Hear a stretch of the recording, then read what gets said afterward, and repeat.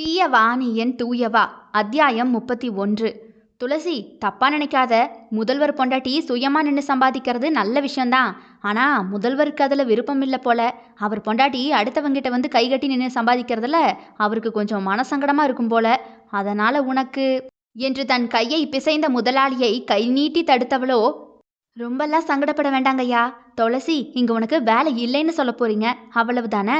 அது எப்படியும் எனக்கு இந்த வேலை போயிடும்னு அப்பவே புரிஞ்சிருச்சு. ஃபோனை ரொம்ப நேரமாக கையிலேயே வச்சுக்கிட்டு இருக்கீங்களே ஐயா, அவர்கிட்ட சொல்லிடுங்க இந்த வேலையை விட்டு அவளே போயிட்டான்னு என்றதுமே அந்த பக்கம் உட்கார்ந்து நிலைக்கடலையை வாயில் போட்டு பிடித்து கொண்டிருந்த தீயவன் உதட்டை பிதுக்கி சிரித்தான். ஒழுங்கா சொல்லி பார்த்தேன், கேட்கல. ஓட விட்டு விரட்டியாச்சு. இனி எங்க போய் வேலை பார்க்கறான்னு பார்க்கறேன் என்று ஊமையாக சிரித்தான். மேஜை நிறைய ஃபைல் கிடக்க இவன் கவனம் அங்கே போவேனா என்று சண்டித்தனம் பண்ணியது. அடங்காத பெண் குதிரை சேட்டை செய்யும் குட்டி குதிரைக்கு லாடம் கட்டினால்தானே அவனுக்கு இனி நிம்மதி. இன்னொன்று சொல்லிடுங்க, யார்கிட்டையாவது வேலை பார்க்கறதுக்கு தான் நான் கஷ்டப்படணும். அவர் வந்து அந்த வேலையை பிடுங்கிக்குவாரு. ஆனால் பிச்சை எடுக்கிறதுக்கு யாருடைய தயவும் எனக்கு தேவையில்லை. இந்த பஞ்சாலையிலேயே நான் வேலை பார்க்க அவருக்கு விருப்பம் இல்லைன்னா பிச்சை எடுத்தா ரொம்ப மணக்குமோ. ஒரு தட்டு இருந்தால் போதும், போய் உட்காந்து அம்மா தாயேன்னு பிச்சை எடுத்துருவேன். அதுவும் மானமுள்ள தொழில்தான். அங்கே கேட்டுக்கொண்டிருந்த தீயவன் மேஜையில் கிடந்த ஃபைலை தூக்கி ஆத்திரத்தில் அறையெங்கும் வீசினான். தட்டோடு போய் அவன் மனைவி ரோட்டில் உட்கார்ந்து விட்டாலும் சொல்வதற்கு ஒன்றுமில்லைதான். சார், என்ன பண்ணட்டும் என்று முதலாளி இவனிடம் சத்தமில்லாமல் கேட்க, வேற என்ன இளவு செய்ய, அங்கேயே வேலை பார்த்து தொலையட்டும். அங்குள்ள யாருக்கும் இவ யாருன்னு தெரியாதுல்ல? இது வரைக்கும் தெரியாது சார், சொல்லிடவா? மூச்சு விடாத. இது வரைக்கும் எப்படி இருந்தாலோ அப்படியே இருக்கட்டும். சரிங்க சார். துளசி, நீ இங்கேயே வேலை பாரு, எனக்கு ஒன்றும் பிரச்சனை இல்லைம்மா என்று அப்படியே அந்தர்பல்ட்டி அடித்து பேசும் முதலாளியை மேலும் கீழுமாக பார்த்த துளசியோ, அவ்வளவு கஷ்டப்பட்டு துக்கப்பட்டு துயரப்பட்டெல்லாம் எனக்கு வேலை தர வேண்டாங்கய்யா.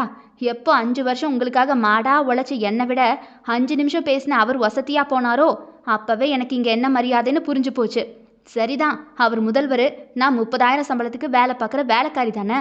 பரவாயில்லைங்க, மனுஷங்க எல்லாரும் இப்படித்தான்னு நிறைய பட்டு தெரிஞ்சுக்கிறேன். போயிட்டு வரேன் என்று துளசி விறுவிறுவென்று வீடு நோக்கி நடக்க ஆரம்பித்து விட்டாள். 5 வருடம் இவன் தொல்லை இல்லாமல் தான் இந்த வீட்டில் இருந்தாள் அவள்.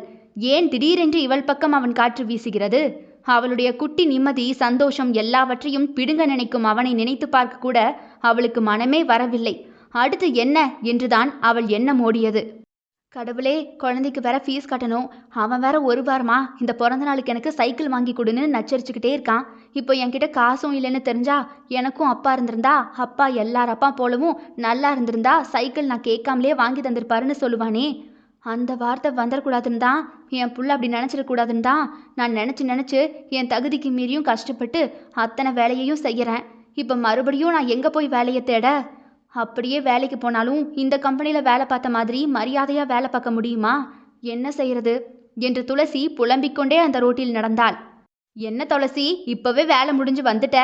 தேவகி மடியில் தூங்கும் மகன் தலையை தடவி கொடுத்து விட்டு துளசி அமைதியாக உட்கார்ந்தாள். என்ன துளசி, என்னாச்சு? வேலை போயிடுச்சு என்று கண்ணை சிமிட்டி அவள் சிரிக்க, கடவுளே, அவன் வேலையா? தாயறியாத சூளா? வேற யாரு நம்மளை கெடுக்கிறதுக்கு குறுக்க மறுக்க ஓட போறா? அவன்தான். வேலை எங்கேயும் கிடைக்க விட மாட்டேங்கிறாரு. அதான் யோசனையா இருக்கு. இவனுக்கு வேற ஸ்கூல் பணம் அது இதுன்னு நிறைய இருக்கே. தலையை சொரிந்தாள் அவள். மகனை சுற்றி தின்பண்டங்கள் விளையாட்டு பொருட்கள் என்று கிடந்தது. அவனை வளமையாக வளர்க்க அவள் படும் பாடுதான் என்ன. அவள் ஒரு வேளை தின்றாலும் கூட மகன் ராஜா வீட்டு கன்றுக்குட்டி போலத்தான் வளர்கிறான். தன் வேர்வையை உருக்கி மகனை வளர்க்கிறாள். அவள் பசியிலும் வாடினாலும் மகன் வாடி விடக்கூடாதே என்று வருத்தம்தான். தூக்கத்திலிருந்து எழும்பிய துவாரகன் தன் தாயை கண்டதுமே பளிச்சென்று புன்னகை செய்து, அம்மா, என்ன இப்பவே வந்துட்ட? எப்பவும் ராத்திரி தானே வருவ என்று குதித்து வந்து தாயின் கழுத்தை கட்டி கொண்டான். இன்னைக்கு முன்கூட்டியே வேலை முடிஞ்சிருச்சுதுவா. ஓ, ஹாப்பி ஹாப்பி. அப்போ கடத்தேர்வுக்கு போயிட்டு வருவோமா? ஆசையாக துளசியின் முகத்தை கழுத்து வழியாக உற்று பார்த்தான் அவன். தாயை எவ்வளவு பிடிக்கும் என்றால் அவன் உலகத்தில் தாய்க்கு மட்டுமே இடம் என்கின்ற அளவுக்கு பிடிக்கும். ஆனாலும் ஓடிக்கொண்டே இருக்கும் தாயின் மடியில் இளைப்பாற மகனுக்கு ஆசை. அவனை தோளில் தூக்கி தாய் சுமக்க வேண்டும் என்று ஆசை. பள்ளியில் கொண்டு தாய் விட வேண்டும் என்கின்ற ஆசை. தாயின் கையை பிடித்து கொண்டு ஊரை சுற்ற வேண்டும் என்று ஆசை. ஒரு கவளம் சோறானாலும் தாய் ஊட்டி அவன் சாப்பிட வேண்டும் என்கின்ற ஆசை. ஆனால் அவளுக்கோ இவனை வளர்க்க பணம் தேவை. தன் வேலையையும் தன் பிள்ளையையும் 2 தோளில் தூக்கி கொண்டு களைப்பு இல்லாமல் ஓட அவளும் முயற்சி செய்யத்தான் செய்கிறாள். எவ்வளவு முடியுமோ அவ்வளவு வேலையை முடித்து வைத்துவிட்டு வீட்டிற்கு வரும்பொழுது பல நேரங்களில் மகன் தூங்கி விடுவான். தூங்கிய மகனின் அருகே உட்கார்ந்து அவன் குரட்டை விடும் அழகை கூட ரசிக்கும் தாய் அவள். அயர்ந்த நித்திரையில் மகன் இருந்தாலும் கூட, "துவா, அம்மா வேலைக்கு போயிட்டு வரேன்" என்று விடியலில் தலை கோதும் தாயின் சத்தத்தில் அரைகுறை கண்ணோடு எழும்பி பார்க்கும் மகன். இவர்களின் பாச பிணைப்பை பரிதாபமாக பார்க்கும் தேவகி. அதிலும் மண்ணள்ளி போட வந்தானோ அவளின் மாங்கல்யத்திற்கு அரசன். "அம்மா, நாளைக்கு போய் என் பிறந்த நாளுக்கு கியர் வச்ச சைக்கிள் வாங்கிடுவோமா? என் ஸ்கூல் ஃப்ரெண்ட்ஸ் கிட்ட எல்லார்கிட்டையுமே சொல்லியிருக்கேன். அம்மா எனக்கு இந்த பிறந்த நாளுக்கு கியர் வச்ச சைக்கிள் வாங்கி தரேன்னு சொல்லியிருக்காங்கன்னு. காசெல்லாம் சேர்த்து வச்சிட்டியா? வாங்கி தந்துருவியாம்மா?" என்று ஆசையாக தாயின் முகத்தை அவன் பார்க்க துளசிக்கு இல்லை என்று சொல்ல மனமே வரவில்லை. இன்று வேலை முடிந்து வரும்போது முன்பணமாக சைக்கிளுக்கு பணம் வாங்கி கொண்டு வரலாம் என்கின்ற ஆசையில்தான் காலையில் வேலைக்கு போனாள் அவள். வரும்பொழுது இப்படி வெறுங்கையோடு வருவோம் என்று அவளுக்கு தெரியாதே. "அம்மா, பதில் சொல்லுமா, வாங்கி தருவியா?" வாங்கி தரேன்டா."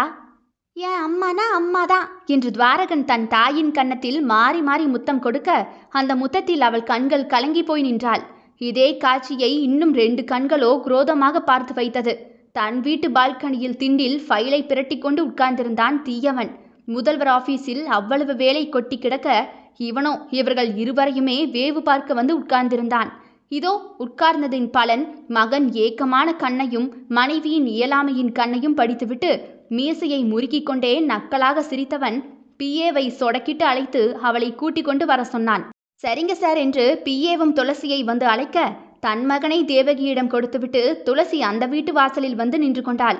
"உள்ள வர சொல்லு" என்று உள்ளிருந்து தீயவனின் குரல் கேட்க, "முதல்வர் வீட்டுக்குள்ள வர அளவுக்கு இந்த காட்டுவாசிக்கு தகுதி இல்லை. சாரை வெளியே வர சொன்னா வெளியிருந்தே பேசிட்டு போயிடுவேன்."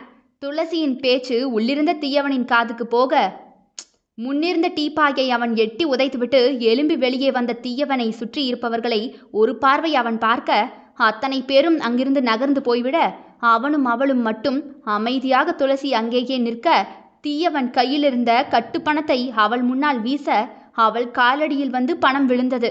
"எப்படியும் வேலை கிடைக்க விட மாட்டேன்." "அதுதான் தெரியுமே." "உனக்கு பணம் முக்கியம்." எனக்கு ஏன் மகன் முக்கியம்." "சரி, ஏதோ ஒரு மண்ணு. உன் மகனை வளர்க்க உனக்கு பணம் முக்கியம், அதுக்கு வேலை அவசியம். அந்த வேலைக்கா என் வீட்டில் பொண்டாட்டியா?" "தப்பு தப்பு. பொண்டாட்டினா எனக்கு எடக்கு முடக்கா ஏதாவது பண்ண தோணும்.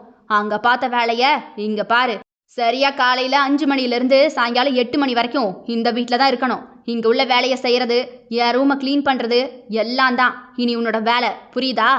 என்றதுமே துளசிக்கு இப்படித்தான் நடக்கும் என்று ஏற்கனவே தெரிந்திருந்ததால் அதிர்வியெல்லாம் காட்டவில்லை.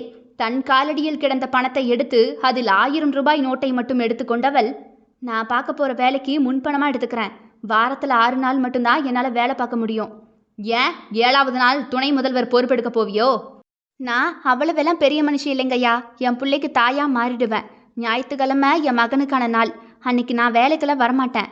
அதோட இந்த வீட்டில் கூட்டி பெருக்கிறது, துடைக்கிறது இது மட்டும்தான் என் வேலை. அதை தாண்டி எந்த வேலையும் செய்ய சொன்னாலுமே நான் செய்ய மாட்டேன்.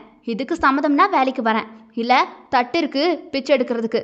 அம்மா தாயேன்னு சொல்கிறதுக்கு தொண்டையில் வலு இருக்கு, போயிட்டே இருக்கேன்." "ஆ" என்று எரிச்சலில் ஓங்கி சுவற்றில் கத்திக்கொண்டே குத்தியவன், "வந்து தொலை." உன் மகன் உன் பக்கத்தில் இருக்காங்கிற திமிரு அப்பப்போ எட்டி பார்க்குதுடி, அதை உடைச்சு போட என்னால் முடியும்." என்றதுமே துளசி மெலிதாக சிரித்தவள், "நாளைக்கு காலையிலிருந்து வேலைக்கு வரேங்கய்யா" என்று விட்டு அவள் கிளம்பிவிட எப்படியோ அவன் நினைத்த காரியத்தை சாதித்து விட்டான். அவன் கௌரவ மனைவியாக அவன் வீட்டுக்குள் அவள் இருக்க வேண்டும். இப்போதைக்கு அதுவே போதும். "நீ மகாராணியா இருந்தா என்ன, வேலைக்காரியா இருந்தா என்ன, இங்க இரு, அவ்வளவுதான். எப்படியோ இவளை என் வழிக்கு இழுத்துட்டேன்." அடுத்தது அவன் இலக்கோ மகன். பிஏவுக்கு ஃபோன் போட்டு, "புது மாடல் சைக்கிள் பண்ண அடுத்த 10வது நிமிஷம் இங்கே கொண்டு வந்து நிறுத்த சொல்லு." என்றதுமே ஜொலி ஜொலிக்க வந்த புது சைக்கிள் முதல்வர் வீட்டு வாசலில் நின்றது. காலை நடைப்பயிற்சியில் நின்ற தீயவனின் கண்கள் பின் வீட்டையே பார்த்து கொண்டிருந்தது. மகன் வந்ததுமே சைக்கிளை கொடுத்து உங்களைப் போல யாரும் இல்லை என்று தூற்றிய வாயால் வாழ்த்த வைக்க பேராசையில் நின்றான் அவன். இனி அவன் பேராசை எப்போதுமே பெரும் நஷ்டம்தான். தொடரும். இதனுடைய அடுத்த அத்தியாயம் நாளை இரவு 7 மணிக்கு வந்துடும். கேட்க தவறாதீர்கள் மக்களே. தீயவா நீ என் தூயவா. விடை பெறுகிறேன். நான் உங்கள் ஆர்ஜே தியா.